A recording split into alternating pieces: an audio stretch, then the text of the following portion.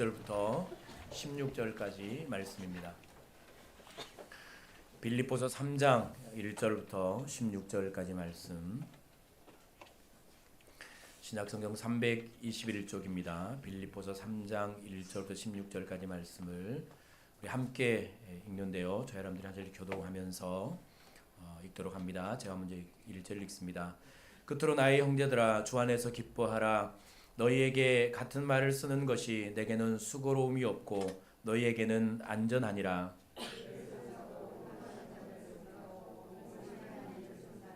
하나님의 성령으로 봉사하며 그리스도 예수로 자랑하고 육체를 신뢰하지 아니하는 우리가 곧 할례파라.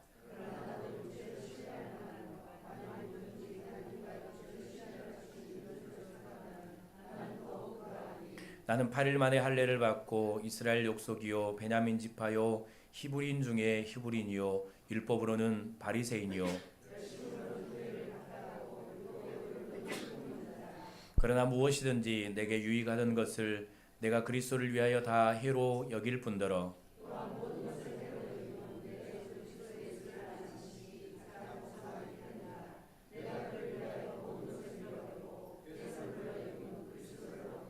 그 안에서 발견되려 함이니 내가 가진 의는 율법에서 난 것이 아니요 오직 그리스도를 믿음으로 말미암은 것이니 곧 믿음으로 하나님께로부터 난 의라.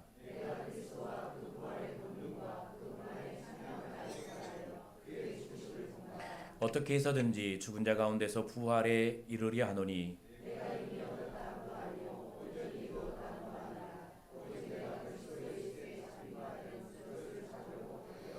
형제들아, 나는 아직 내가 잡은 줄로 여기지 아니하고 오직 한 일, 즉 뒤에 있는 것은 잊어버리고 앞에 있는 것을 잡으려고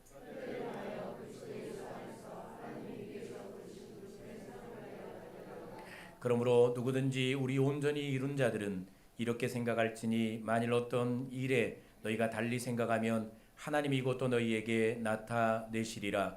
오직 우리가 어디까지 이르렀든지 그대로 행할 것이니라. 아멘. 마음을 뜨겁게 하는 표대가 있습니까? 라는 제목으로 함께 말씀을 나누도록 합니다. 어느덧 우리는 찬바람을 막기 위해서 옷깃을 여며야 하는 추운 겨울에 서 있습니다. 그리고 힘차게 달려왔던 2023년을 마무리해야 하는 한 해의 끝자락에 서게 되었습니다. 우린 추운 겨울이 오면 본능적으로 몸을 따뜻하게 할, 또 겨울을 따뜻하게 날 준비를 하게 됩니다. 우리는 다 이미 이제 다 준비가 되었고 따뜻한 옷을 입고 그리고 또 따뜻한 히터를 틀고 그렇게 겨울을 보내고 지금도 우리는 이제 좀 있으면 너무 더워서 졸릴 줄 모르는데 따뜻한 이 겨울을 보내고 있죠. 여러분, 우리는 다 준비가 되었는데 중요한 사실은 자연의 겨울을 따뜻하게 보낼 준비가 되었다면 이제 우리는 인생의 겨울을 따뜻하게 보낼 준비를 해야 합니다. 물론 다 되신 분들도 있겠지만 오늘 이제 우리가 읽은 빌립보서는 오늘 3장 말씀은 사도 바울은 19절 말씀대로 그의 이제 확실한 믿음과 가르침이 있었는데 내가 가진 의는, 그러니까 의롭게 된 것은, 내가 구원받고 의롭다고 칭함을 받은 것은 율법에서 난 것이 아니고, 그러니까 율법을 지키고 율법을 완벽하게 행하고 공의를 행하고 또 공로를 해서 내가 난 것이 아니고 오직 그리스도를 믿음으로 말미암은 것이니 곧 믿음으로 하나님께로부터 난 의라라고 말씀을 합니다. 그는 이 복음을 전했던 것이죠. 예수 그리스도의 십자가의 복음과 그 예수 그리스도와 하나님을 믿는 믿음으로 우리는 의롭게 된다는 사실을, 이 복음을 전했고 이 복음으로 사람들을 구원하며 또 구원받은 사람들이 이제 교회를 이루고 살아가고 있었던 시대에 교회 안에는 이제 유대인들이 있었고 이미 하나님을 알고 있었던 유대인들이 있었고요. 그들이 믿음으로 들어왔음에도 불구하고 그들의 이제 가르침, 거짓 선지자들, 또 거짓 교사들, 또 2절에 보면 개들이라고 이제 표현이 되죠. 이 개들은 그 이방인들을 향해서 쓰는 용어였지만 여기서 이제 개들이라고 할 때는 그 이제 믿음으로 구원받는 것을 넘어서 우리가 율법을 다 지켜야, 그리고 많은 선행을 하고 공로를 행해야 우리가 구원받을 수 있다라고 하면서 그렇게 이제 믿음으로 들어온 사람들에게 그 거짓 가르침을 가르치고 믿음을 저버리게 하고 떠나게 하는 이들로부터 이제 빌립보 성도들을 바로 세우기 위해서 쓴 서신이 바로 빌립보서고요. 오늘 내용이 그런 내용인데 이 사울이 이 빌립보서를 쓸 때 그의 이제 시기는 우리가 이제 배웠던 대로 AD 60년에서 이 62년경입니다. 그가 1차로 로마의 이제 재판을 받고 1차에 그 로마의 감옥에 갇혔을 때 쓴 서신이 빌립보서죠. 이 빌립보서고요. 그리고 지난주에 보았던 이제 디모데 후서는 잠깐 이제 빌립보 이제 이 서신을 쓴 이후에 감옥에서 풀려났던 때가 있었습니다. 잠깐 풀려났다가 다시 이제 그 AD 66년에 67년 정도에 다시 이제 감옥에 갇히는데 이 시기는 이제 우리가 잘 아는 로마의 황제 네로 황제가 로마를 다스리던 때였습니다. 엄청난 교회와 그리스도인들을 향한 박해가 있었던 때죠. 그러니까 이런 이제 시대에 그 2차로 로마에 갇혀 있을 때 디모데 후서가 쓰여 있었고요. 이제 순교 직전까지 이미 이제 67년이면 사도 바울이 이제 순교할 때니까, 그러니까 순교하는 이 직전까지 감옥에 갇혀 있었던 이런 이제 감옥에 갇힌 삶을 살았던 사람이 바로 바울이죠. 계절로 말하면 빌립보서의 사울은 겨울을 시작하는 이제 그 입구이거나 아니면 겨울의 중간쯤에, 그리고 디모데후서의 바울은 가장 추운 아마 인생의 혹한기였을 겁니다. 겨울로 비하면 가장 추운 이제 혹한기 시절이 아마 디모데 후서의 감옥에 갇힌 사도 바울이었을 거예요. 아마 그때는 이제 육체가 다 쇠약해졌고, 그리고 죽을 날을 기다리고 있었고, 그 죽을 날이 임박했고, 그 외롭고 고독한 때에 또 동역자들은 자신을 버리고 다 떠나버리는 이런 이제 시기 가운데 있었기 때문에 인생의 가장 추운 그 시절이 아마 디모데 후서의 시절이었을 겁니다. 자, 그런 중요한 사실은 우리가 디모데 후서의 이야기를 보았고요. 오늘 빌립보서의 3장 1절부터 이제 말씀, 그가 쓰는 용어들, 그리고 그가 가르치는 내용들, 그 언어들, 그 모든 것들을 통해 이제 우리가 이제 상상하고 짐작해 볼 수 있는 게 뭔가 하면 그의 마음에서 올라오는 열정입니다. 뜨거움. 그가 빌립보서에서도 감옥에 갇혀 있었고 디모데후서는 더 추운 혹한기 같은 그 감옥의 인생의 세월을 보내고 있었지만 이 빌립보서의 사도 바울도 그리고 디모데후서의 사도 바울도 동일한 것은 그의 마음속의 뜨거움과 열정은 여전히 변함이 없었다는 사실을 우리는 말씀을 보면서 알게 되죠. 이걸 이제 말씀을 보면서 우리는 이걸 보아야 합니다. 추웠고 그의 인생은 힘들고 고단했고 갈수록 그의 인생은 그의 육체는 훨씬 더 추워지고 고독했습니다. 그리고 디모데후서의 바울은 이제 이미 추운 겨울, 육체적으로도 추운 겨울을 나야 할 그때를 그는 보내고 있었던 것이죠. 그러나 그는 이미 예수님께 부름받은 후에 감옥에 갇히기 전에도, 로마에 오기 전에도, 그리고 로마에 와서 감옥에 갇혔어도, 그리고 빌립보의 감옥에 갇힐 수도 있었죠. 로마의 감옥에 갇혀서도, 그리고 마지막 인생의 죽음의 때에 마지막 디모데후서를 쓰면서도 그의 심령은 늘 뜨거웠습니다. 늘 그의 마음은 열정으로 넘쳐났죠. 식지 않은 뜨거움. 그냥 그의 몸은 쇠약해 가져가지만 그의 마음은 갈수록 더 뜨거워졌고 그의 심령은 뜨거운 열정으로 쉼이 없었다라는 사실을, 식지 않았다는 사실을 알게 됩니다. 가면 갈수록 이 열정은 샘솟듯 일어나게 되는데요. 그러면 이런 게 뜨거움은 어디서부터 왔는가? 인생의 추운 겨울도 식힐 수 없는, 또 인생의 겨울을 따뜻하게 보낼 이 마음의 준비, 이 신앙의 준비, 그는 되어 있었고요. 그러면 이것은 어떤 준비가 그에게 되어 있었는가라는 것이죠. 이 열정은, 식지 않은 열정은 어디로부터 왔는가? 인생의 그렇게 추운 인생의 겨울에도 그의 마음을 뜨겁게 했던 이 뜨거운 마음의 열정은 무엇으로부터 왔는가라는 것입니다. 지난주까지 보았던 대로 그 첫 번째 이유는 은혜입니다. 은혜. 예수 안에서 강해진 예수의 은혜, 예수 그리스도의 은혜 안에서 강해진 범사에 감사하는 신앙이었죠. 하나님께서 예수님께서 자신을 찾아오시고 자신을 만나주시고 자신에게 사명을 부여하신 이 크고 위대하신 은혜 안에서 그의 심령은 늘 뜨거웠고요. 이 은혜로부터 늘 그의 심령에서는 감사가 흘러나왔다는 사실을 알게 됩니다. 그러니까 이 감사는, 이 은혜로부터 시작된 감사는 어떤 사람도, 어떤 시련도, 어떤 고난도, 인생의 혹한기도 무너뜨릴 수 없는 그 뜨거운 심령을 그는 계속해서 이 감사를 통해 그 심령은 불타고 있었던 것이죠.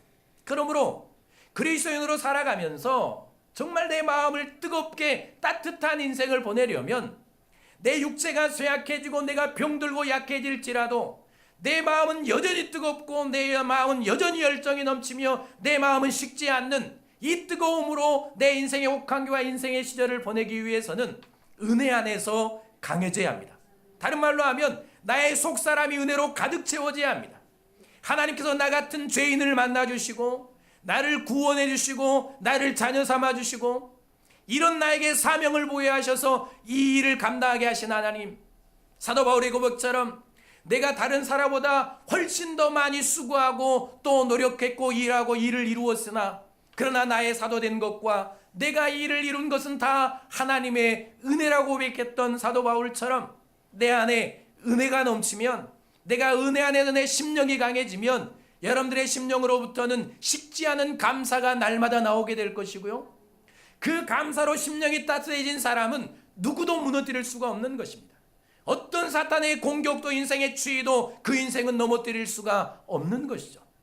우리는 한 인생의 그 역사를 보면서 깨닫게 되잖아요. 그리고 오늘 두 번째 우리가 배워야 될 게 뭔가 하면 표대라는 것입니다. 오늘 13절 14절 말씀을 보면 빌립보 성도들에게 이런 고백을 합니다.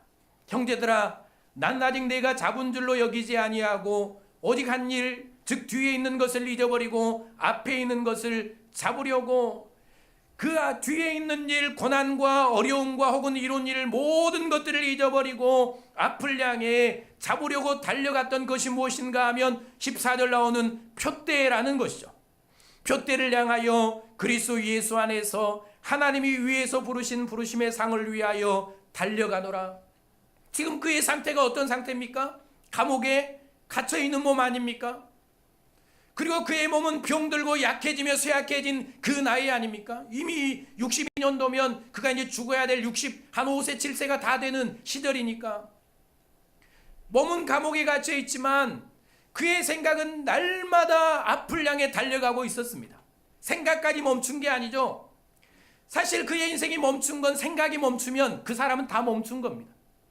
그의 육체는 멈춰 있었지만 그의 마음과 그의 생각은 끊임없이 표대를 향하여 달려가는, 그 표대를, 목표를 가슴에 품고 그 표대를 바라보며 그 마음으로 눈으로 바라보며 쉼없이 끊임없이 달려가는 이 표대를 바라보는 신앙, 그 신앙은, 그 뜨거움, 그 표대를 바라보는 신앙으로부터 이 생겨나는 이 뜨거움은 감옥도 무너뜨릴 수가 없었죠. 인생의 추위도 식힐 수가 없었던 겁니다. 매를 맞는 그 아픔도 식힐 수가 없었죠. 여러분, 그러므로 오늘도 우리에게 필요한 것은 내 인생의 표대를 바라보는 신앙입니다.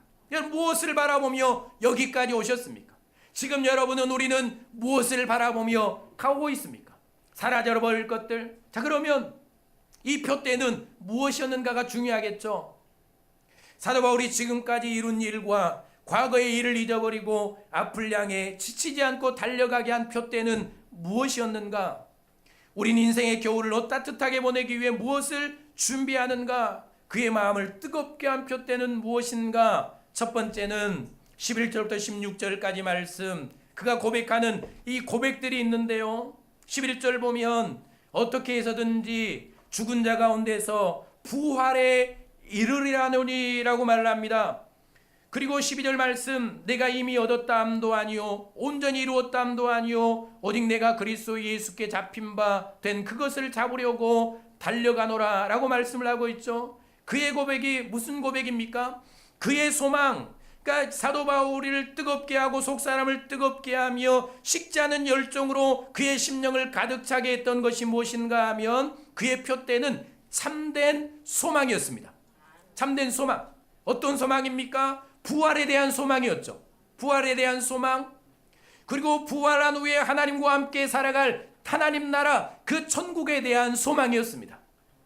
그리고 하나님과 함께 영원히 살아갈 그 소망, 그 소망으로 그 심령이 가득 차 있었던 사도 바울은 평생의 그의 소망이 마음으로부터 넘쳐났고요, 식지 않은 뜨거움으로 그 하나님의 나라를 바라보며 부활의 영광의 나라를 바라보며 부활과 함께 하나님과 함께 영원히 살아갈 그 나라를 바라보며 그는 쉼없이 달려왔고 지금도 달려가고 있으며 앞으로도 순교의 현장까지 뜨거운 열정으로 달려가는 이 사도 바울의 뜨거운 마음, 이 뜨거운 열정은 인생의 추운 옥강에도 식힐 수 없었던 이 뜨거운 마음은 어디로부터 왔는가 하면 그가 품은 참된 소망으로부터 온 것입니다. 지난주에 들었죠? 그는 예수를 만난 후에 이미 3층 전으로 올라갔다 왔지 않았습니까? 그곳이 어딥니까? 하나님이 계신 곳, 하나님의 나라, 영광의 나라, 천국이죠. 그러므로 그가 경험한 하나님의 나라, 그는 직접 하나님의 나라를 보고 경험했기 때문에 평생 그는 하나님의 나라를 가슴에 품고 잊어버릴 이유가 없는 것이죠. 그 나라를 바라보며 달리고 또 달려온 이 사도 바울의 이 열정을 우리는 보게 되는 것입니다. 디모데후서 4장 18절 말씀을 통해 우리가 보았죠. 주께서 나를 모든 악한 일에서 건져내시고 또 그의 천국에 들어가도록 구원하시리니 그의 영광이 세세무궁토록 있을지어다. 이런 고백을 합니다. 그가 고난당하는 이유는 예수님 때문이었죠. 복음을 전하다가 감옥에 갇힌 것 아닙니까? 그가 이처럼 고난과 어려움을 당한 이유는 다 하나님 때문이고 예수님 때문입니다. 사람들은 자신을 버리고 떠나갔고 그의 육체는 쇠약해졌으며 이제는 감옥에서 죽을 날만 기다리는 이 시기를 보내고 있는 이유는 다 하나님 복음 예수 그리스도 때문 아닙니까? 그런 그가 오직 예수님 앞에 하나님 앞에 영광을 돌려드리는 이 모습은 이런 고난의 현장 가운데서도 하나님께 영광을 돌려드리는 이 영광의 모습은 어디로부터 왔습니까? 주께서 나를 모든 악한 일에서 건져내시고 그의 천국에 들어가도록 구원하시리니 이 천국에 대한 소망은 가면 갈수록 더 강해지는 것이죠. 어디로 갈수록 강해질까요? 죽음에 가까울수록 이 하나님 나라의 소망은 훨씬 더 강력해지는 겁니다. 그의 고난이 심하면 심할수록 이 하나님의 나라에 대한 소망은 강력하게 그 안에서 역사하면서 그의 심령을 뜨겁게 했고 달려가게 했고 포기하지 않게 했으며 순교의 자리까지 나가게 한 것이죠. 내 인생이 가면 갈수록 더 소망이 넘치기를 원하십니까? 내가 나이가 들면 들수록 더 참된 소망이 내 안에 넘치기를 원하시나요? 여러분, 내가 병들 때에도 그 안에서 더 큰 소망이 넘쳐나기를 원하십니까? 영원히 사라지지 않는 소망, 참된 소망, 하나님 나라에 대한 소망, 천국을 여러분의 가슴에 품으실 수 있기를 바랍니다. 사실 이게 없으면 아무것도 아니지 않습니까? 사도 바울이 말한 대로 이 하나님 나라에 대한 소망이 없으면, 부활의 영광이 내 앞에 없으면 그리스도인 만큼 불쌍한 인생들이 없다고 말하지 않았습니까? 주의를 드리죠, 돈을 드리죠, 몸을 드리죠, 헌신하죠, 즐길 것 못 즐기죠, 갈 때 못 가죠, 누릴 것 못 누리죠. 우리가 하나님을 믿고 하나님께서 나를 위해 이 땅에 오시고 십자가에 죽으신 이유가 무엇입니까? 나를 어디로 인도하시려고요? 하나님께로 인도해 가시려고, 하나님과 함께 영원히 영적 교제를 누리는 하나님의 자녀로 나를 부르시려고, 그리고 나를 구원하시고 하나님의 나라 천국까지 나를 인도하시며 영원 하나님의 나라에서 나를 자녀로 삼으시고 내가 아버지로 삼는 하나님과 함께 영생공락을 누리는 이 참된 복의 자리에 나를 세우시기 위해서 하나님이신 그분이 인간의 몸을 입고 이 땅에 오신 것 아닙니까? 하나님께서 여러분에게 천국 소망 주신 것을 감사하실 수 있기를 바랍니다. 이 땅의 것들은 다 사라지지 않습니까? 그래서 노년에 모세가 지은 지금을 살아간 우리에게 들려주는 고백을 우리는 들어보아야 하는데요, 시편 90편 3절부터 10절까지 말씀인데 제가 여러분 읽어드릴게요. 주님께서는 사람을 티끌로 돌아가게 하시고 죽을 인생들아 돌아가거라 하고 말씀하십니다. 주님 앞에서는 천년도 지나간 어제와 같고 밤의 한순간도 가도 같습니다. 주님께서 생명을 거두어 가시면 인생은 한순간의 꿈일 뿐 아침에 돋아난 한 포기 풀과 같이 사라져갑니다. 푸른 아침에는 돋아나서 꽃을 피우다가도 저녁에는 시들어서 말라버립니다. 우리의 연수가 70이요 강건하면 80이라도 그 연수의 자랑은 수고와 슬픔뿐이요 빠르게 지나가나니 마치 날아가는 것 같습니다 라는 고백을 모세는 우리에게 들려주고 있습니다.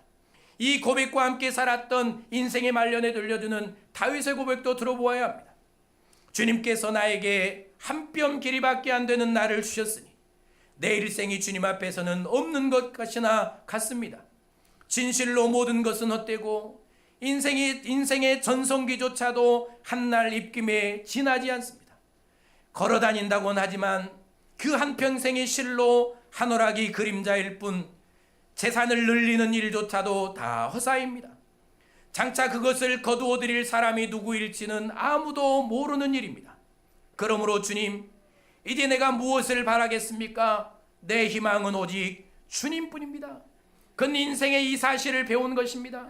그는 고난도 당했고 배신도 당했고 죽을 고비를 넘겼고 쫓겨다니며 이런 삶을 살았고 인생 최고의 영광의 자리, 이스라엘 왕이 되는 왕의 자리에 올랐던 사람이죠. 그는 자녀에게 배신을 당하고 반역을 당했던 그 인생을 살았던 사람입니다. 그는 인생 전부를 통해 오직 유일한 소망이 주님뿐이라는 사실을 배웠습니다.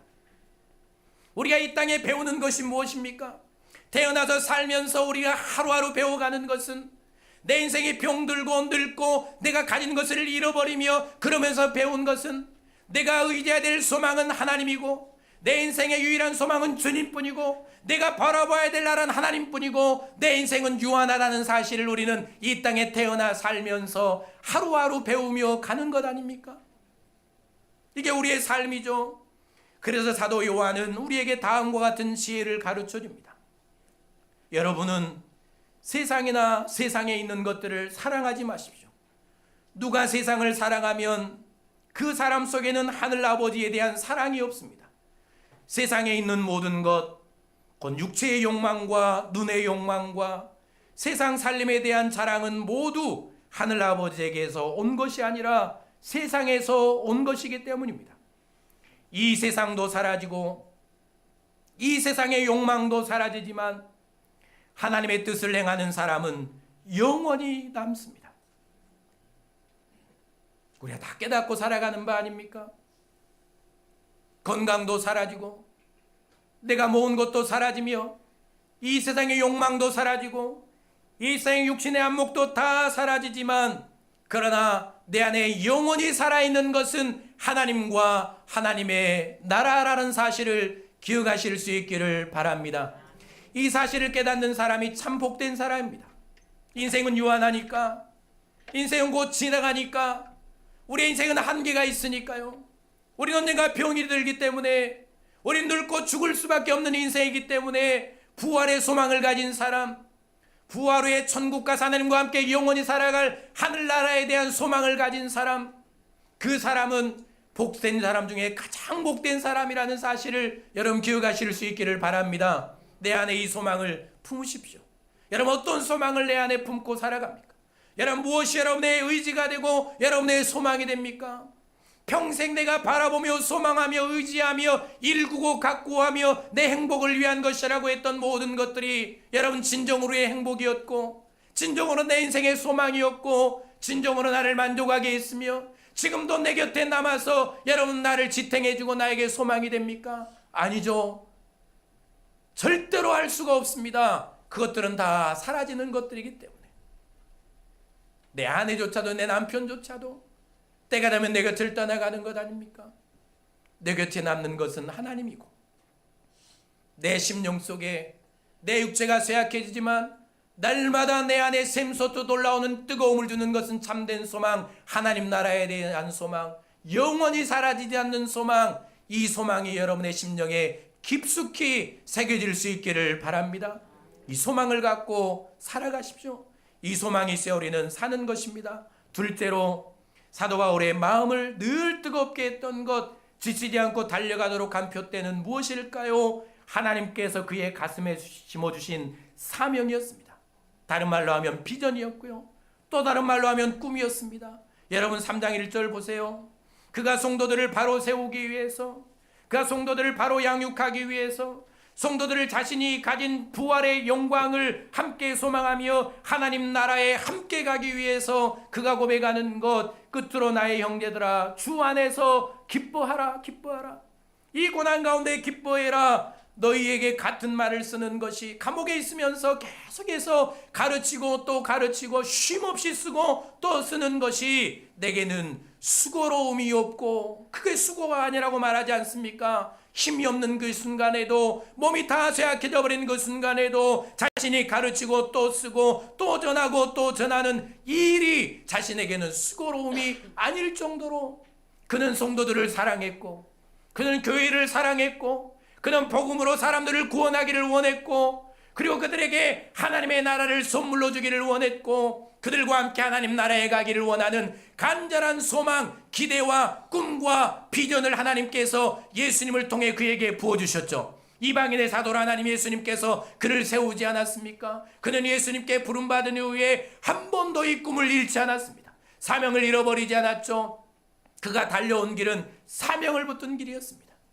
꿈을 붙들었고 그 안에 식지 않은 사명이 있었죠. 감옥도 가둘 수 없는 사명, 추위도 무너뜨릴 수 없는 사명, 사람들의 배신도 사라져버리게 할 수 없는 사명, 어떤 고난도 그 안에서 빼앗을 수 없는 꿈, 샘솟듯 올라오는 꿈, 날마다 꿈틀거리는 꿈, 그의 심령을 뜨겁게 하는 꿈, 그 사명이 하나님께로부터 그 심령에 임했고 그 꿈이 그를 인도한 것입니다.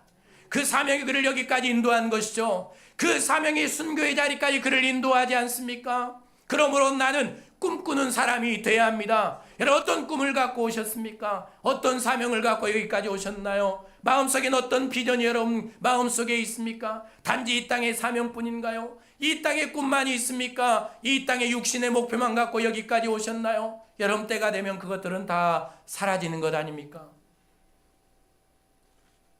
하나도 내 앞에 남아있지 않는 이 땅의 꿈, 다 사라지는 꿈을 갖고 여기까지 오셨습니까? 사실 꿈이 사라지면 죽는 것 아닙니까? 육체가 힘들어 죽는 거 아니고, 육체가 죽어서 사람이 죽는 게 아니고요, 육체가 힘이 없어서 인생이 힘이 없는 것 아니고, 사람이 우울증에 걸릴 일이 있어서 우울증에 걸리지만, 그러나 가장 큰 이유는 소망이 없는 사람, 의미를 잃어버린 사람, 꿈을 잃어버린 사람, 사실 꿈을 잃어버리면 그 사람은 죽는 것입니다. 꿈이 없는 마음은 죽은 마음 아닙니까? 마음이 죽으면 육체는 자연스럽게 늙어갑니다. 여러분, 하나님께서 나를 부르시고 내 안에 식지 않은 이 사명 주신 하나님께 감사하실 수 있기를 바랍니다.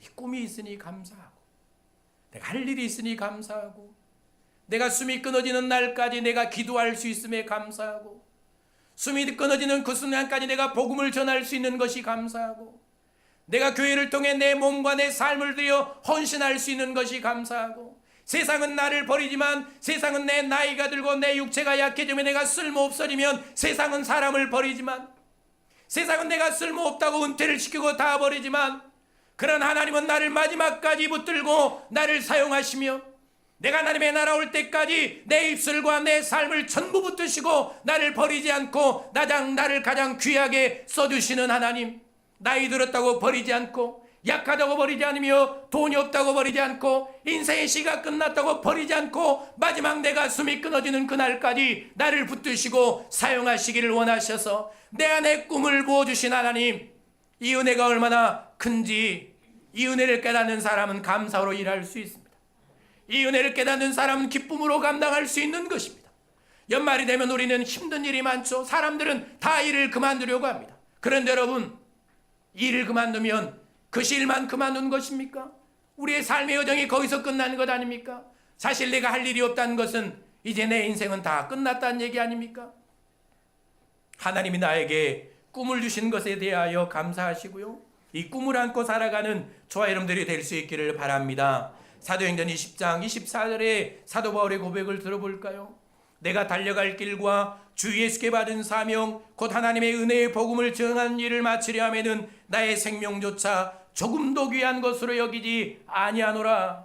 그의 생명조차도 귀한 것으로 여기지 않고 끊임없이 달리며 또 달려갈 수 있었던 것은, 내가 달려갈 길, 마지막 감옥에서 그 마음은 달렸고, 감옥에서 그의 생각은 달렸고, 그의 인생은 절대로 멈추지 않았고, 마지막 죽는 순간까지 그가 달려갈 수 있었던 것은 예수께 받은 사명, 하나님의 은혜의 복음을 증언하는 이 일, 그 사명의 길을 쉼없이 달려가게 한 것이죠. 이 꿈을 품은 바울은 다음과 같이 고백합니다. 고린도후서 11장 22절 23절 말씀, 나는 유대인들에게 39대의 매를 5번이나 맞았습니다. 여러분 잘 들어보세요. 또 3번이나 몽둥이로 맞았고 1번은 돌에 맞았으며 3번이나 파선하였고 밤낮 하루를 꼬박 바다에서 헤맨 일도 있었습니다.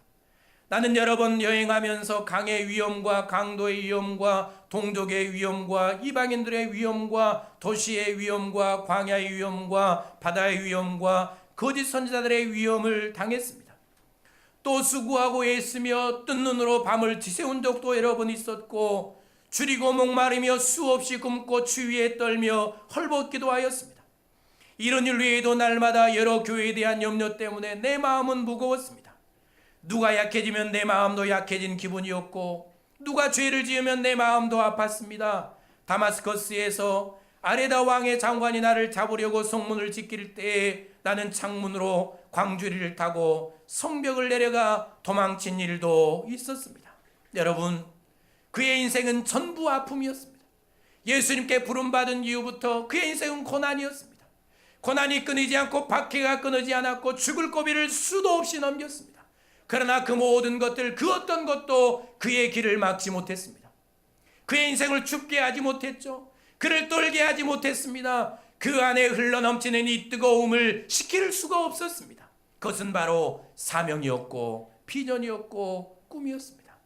나에게는 이런 꿈이 있습니까? 나에게는 이런 비전이 있습니까?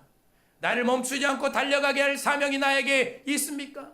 하나님은 성령 하나님을 우리에게 보내주시고 이 꿈을 다 부어주시지 않았습니까? 성령 하나님은 나에게 꿈을 주시는 하나님, 나를 고아처럼 버려두지 않고 내가 꿈꾸게 하시며 미래를 바라보게 하시고 사명을 감당하게 하신 하나님, 날마다 내 안에 계시면서 샘솟는 꿈을 날마다 부어주시는 성령 하나님이 내 안에 계시지 않습니까? 이 꿈이 여러분 샘솟듯 올라오고 있습니까? 여러분 사명을 감당할 때마다, 헌신할 때마다, 봉사할 때마다, 내가 뭔가를 할 때마다 나에게 꿈 주신 하나님 앞에 감사하십니까? 나에게 쉼없이 나를 붙들고 사용해 주신 하나님 앞에 감사하십니까? 마지막까지 나에게 할 일을 주신 하나님 앞에 여러분 감사하고 계시나요? 여러분 무엇이 여러분을 힘들게 합니까? 하나님께 주신 일이 내 마음을 원망하게 합니까? 여러분 하나님께서 나에게 주신 사명이 나를 눈물나게 합니까? 무엇이 여러분이 힘이 듭니까? 그러나 그것보다 내가 살아갈 힘이 하나님께로부터는 꿈일 수 있으니 여러분 하나님께서 일하게 하신 것 감사하고 하나님께서 나에게 봉사하게 한 것 감사하고 하나님께서 나에게 복음 전하게 하신 것 감사하고 하나님께서 나에게 기도하게 하신 것 감사하고 오늘 내가 살아 숨쉬게 하신 것을 감사하면서 꿈을 안고 살아가는 그런 저와 여러분들이 될 수 있기를 바랍니다. 제가 매년 읽어드리는 시가 하나 있죠. 사무엘 룰만이 지은 청춘이라는 시입니다. 제가 다 읽어드릴 수는 없고 제가 읽어드리니까 잘 들어보시고요.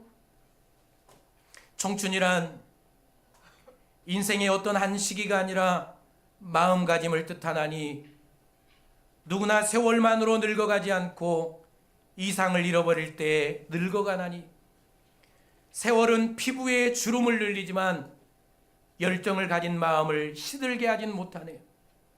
그대와 나의 가슴 속에는 이신전심의 안테나가 있어 사람들과 신으로부터 오는 아름다움과 희망, 기쁨, 용기, 힘의 영감을 받는 한 언제까지나 청춘일 수 있네. 영감이 끊기고 정신이 냉소에 눈에 덮이고 비탄의 얼음에 갇힐 때 그대는 20살이라도 늙은이가 되네. 그러나 머리를 높이 들고 희망의 물결을 붙드는 한 그대는 80살이어도 늘 푸른 청춘이네. 80살이어도 젊음으로 청춘으로 살아갈 수 있는 길은 하나님께 있고 하나님 나라에 대한 소망, 천국에 대한 소망, 하나님께서 나에게 주신 이 꿈이 내 안에 사라지지 않는 한 나는 죽을 때까지 하나님의 나라에 하나님의 능력의 손에 붙들려 쓰임받는 젊음의 심령으로 내 속사람은 날마다 샘솟듯 요동치면서 여러분 내 육체는 쇠약해지지만 내 마음은 날마다 요동치며 꿈꾸며 살아가는 청춘으로 살아갈 수 있다는 사실을 여러분 기억하시고요. 꿈꾸는 사람들이 될 수 있기를 바랍니다. 꿈을 잃지 마시기를 바랍니다. 하나님께서 여러분에게 주신 꿈을 가슴에 새겨 넣으실 수 있기를 바랍니다. 마지막, 하나님께 주신 비전을 품고 85살에도 청춘으로 살았던 사람의 고백을 듣고 말씀을 마무리하기를 원합니다. 누군지 보세요. 내가 40살이 되었을 때 주님의 종 모세가 가데스 바네아에서 나를 보내어 그 땅을 정탐하게 하셨습니다. 나는 돌아와서 내가 확신하는 바를 그에게 보고하였습니다. 나와 함께 올라갔던 나의 형제들은 백성을 낙심시켰지만 나는 주 나의 하나님을 충성스럽게 따랐습니다. 그래서 모세는 그날 네가 주 나의 하나님께 충성하였으므로 너의 발로 밟는 땅이 영원히 너와 내 자손의 유산이 될 것이다 하고 맹세하였습니다. 이제 보십시오. 주님께서 모세에게 이 일을 말씀하신 때로부터 이스라엘 백성이 광야에서 생활하며 45해를 지나는 동안 주님께서는 약속하신 대로 나를 살아남게 하셨습니다. 보십시오. 이제 나는 85살이 되었습니다. 모세가 나를 정탐꾼으로 보낼 때와 같이 나는 오늘 또 여전히 건강하며 그때와 마찬가지로 지금도 힘이 넘쳐서 전쟁하러 나가는 데나 출입하는 데에 아무런 불편함이 없습니다. 이제 주님께서 그날 약속하신 이 산간 지방을 나에게 주십시오. 그때에 당신이 들은 대로 과연 거기에는 아낙 사람이 있고 그 성읍은 크고 견고합니다. 그러나 주님께서 나와 함께 하시기만 한다면 주님께서 말씀하신 대로 나는 그들을 쫓아낼 수 있습니다. 여러분, 누구의 고백입니까? 여호수아와 함께 살아남았던 갈렙의 고백 아닙니까? 85살에도 하나님께서 약속하신 그 비전의 땅을 바라보며 그 땅을 붙들고 마지막 전쟁터로 힘차게 나아가는, 아무도 두려워서 나갈 수 없는 그 전쟁터에서 내게 힘이 있다고, 내게 능력이 있다고, 내가 그 땅을 차지할 수 있다라고, 난 아직도 젊다고 그 땅을 향해 나아가 땅을 차지하며 점령하는 이 갈렙의 모습을 여러분 보시면서요, 우리는 다 이런 삶을 마지막까지 살아갈 수 있음을 기억하시고요, 여러분 절대로 남은 삶 꿈을 잃지 말고 사명 잃지 말고 비전을 가슴에 품고 끝까지 달려가는 저와 여러분들이 될 수 있기를 바랍니다. 기도하겠습니다.